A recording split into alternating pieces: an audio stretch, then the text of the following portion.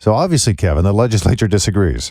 You get a veto. You get a veto. You get a veto. The veto pen still has not run out of ink. Republicans say taxpayers deserve to keep more of their money. Governor Whitmer says in this case, the legislature used a House bill originally meant to extend a tax filing deadline and changed it to contain a broad change to the tax code that doesn't match with the bill's original purpose. She added, as you said, Tom, the constitutional defects of this hurried process are both glaring and obvious. Joining us now is Aric Nesbitt, state senator, a Republican from Lawton. Good morning. How are you?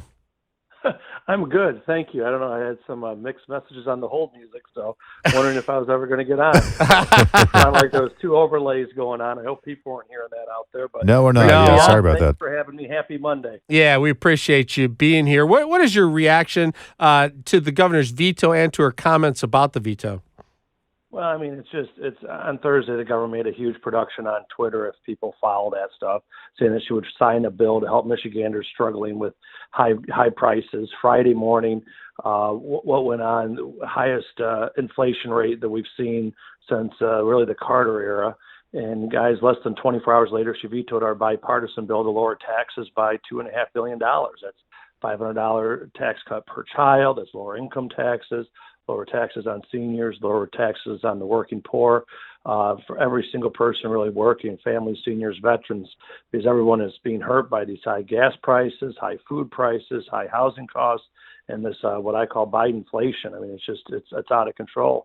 And this is a trend from our governor, saying one thing and then doing the exact opposite, and it doesn't even really make news anymore, as it happens so often from her. And it would be funny if really people weren't hurting so bad. Record gas prices are set pretty much every day. Inflation remains at a 40-year high. People need help, and their governor is like Lucy pulling that football away from Charlie Brown over and over and over again. And I think working families are tired of it. The governor says this bill has constitutional defects. Does she have a point, or is she off base? That's bunk. Absolutely bunk. That's ridiculous, guys. I think people would actually appreciate it more if the governor was more honest and said that she thinks government needed the money more than the hardworking taxpayers do here in the state of Michigan. But state government has a nearly $10 billion surplus, and our plan was to provide $2.5 billion of tax relief to hardworking families, seniors here in the state of Michigan. Yeah, so that seems to be bunk. I don't think most people believe that was a real reason that she vetoed this bill. What do you think the governor's real sticking point is here? Is it lowering income tax from 4.25 to a flat 4%, or is it increasing the tax deductions by $1,800? What is it, do you think?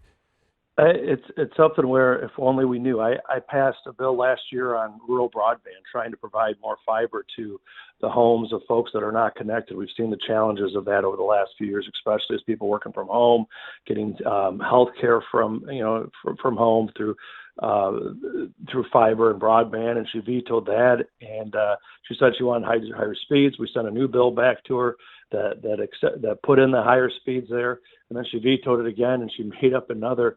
I can't even repeat it because it's just kind of an absurd veto message that was dealing with tribal lands that it had nothing to do with. And so I wish she would be upfront, honest, and straightforward with the legislature and saying, okay, I would have taken these two or not these other three. So then at least people would say, okay, at least you're being honest on this. So, but she's beholden, really, it seems, to this check that she wants to give away. She wants to give away a $500 check coming from the government, really from taxpayers. Do you think that we've gotten to the point yet that most Michiganders would prefer a regular rebate check from the state every few months because it's gotten so expensive to live, or would they prefer that it became less expensive to live and not need a regular check? Maybe tax cuts would help. What do you think the Michiganders are feeling about this? I think looking at pro-growth, pro-taxpayer policies is the best thing for the state of Michigan as we try to grow and reinvest in our state and create jobs to have Michigan as the best place to live, play, raise a family, and go to school. And it's something where individuals, I think you see it in the governor's budget, that she wanted to pick specific winners and losers, like you get a tax credit if you bought an electric car. Well, good luck trying to find a car out there. People are just trying to afford a used car and try to afford to get to school or work. And we went ahead and passed a 27 cents per gallon gas tax cut. And she vetoed that, and yet they're still trying to close down Dana Nessel, the Attorney General, and Governor Whitmer. They're still trying to close down Line 5 underneath the Straits of Mackinac that delivers oil and gas to Michigan and the surrounding areas that would just be economically devastating for our state. And it's all, I think it's all part of the plan long term for them to push us off from oil and gas and forcing us into their world of electric cars. But they still don't understand that a lot of electricity is produced by coal, a lot of electricity is produced by natural gas, and so I think it's something where they don't have the foresight to understand that we want reliable American energy that can get us to work, get us to school in an affordable way, and let us work instead of being dependent on the government for welfare. We have a Republican legislature that keeps bringing bills to a Democratic governor, and she vetoes them. Is it not possible for the Republican legislature to bring her something that she will sign and pass to get some relief to Michiganders?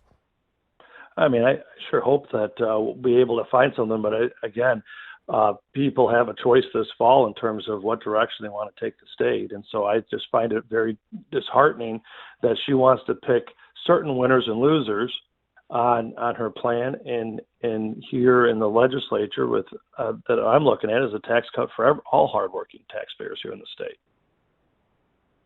You know, in the governor's veto explanation, she once again went back to immediate needs of inflation relief, that Michiganders don't need tax breaks. They need another check. She says that's what will help the inflation rate right now. It sounds like anything less is not going to fly with her. What are negotiations going to look like in the next coming days? Well, she vetoed a 27-cent per gallon gas tax cut, and that Right. would have been great as people are filling up. They're hitting $100, $80 to fill up their vehicle plus. And so this is something where that would have been immediate relief, but she pushed the Democrats and the legislature not to give it to immediate relief, that it would have been delayed. And so this is, I think, part of the games that they're playing is that I don't think they seriously want lower gas and diesel prices here in the state. And so this is something where the government is the only one that benefits from these record inflation, record high gas prices. While the state sits on a nearly $10 billion surplus, I think Michiganders are struggling to get by. But the governor's veto makes it clear she's more concerned about state's government budget than the family budget. And she laid that out in her budget back in February, where she clearly said she wanted to spend every dime on special projects instead of returning overall relief to every hardworking taxpayer in the state. She doesn't have to worry about the primary in August, but she does have to worry about the general election in November. Do you think she will pass something closer to the election?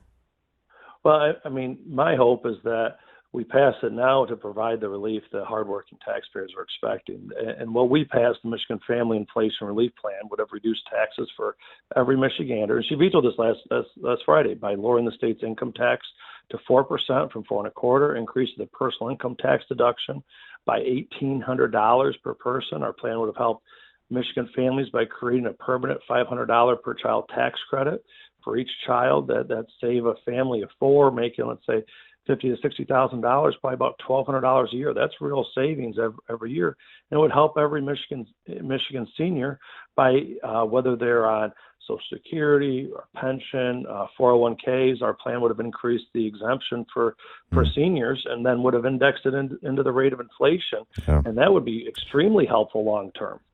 Well, there's some negotiations to come, it sounds like, and I hope that something productive occurs between you, the state legislature, and the governor of Michigan. Right now, Aric Nesbitt, state senator out of Lawton, Republican. And thank you, Aric. Appreciate it. Hey, thanks for covering this. It's so important that people see relief now. It is. We agree. Thanks so much.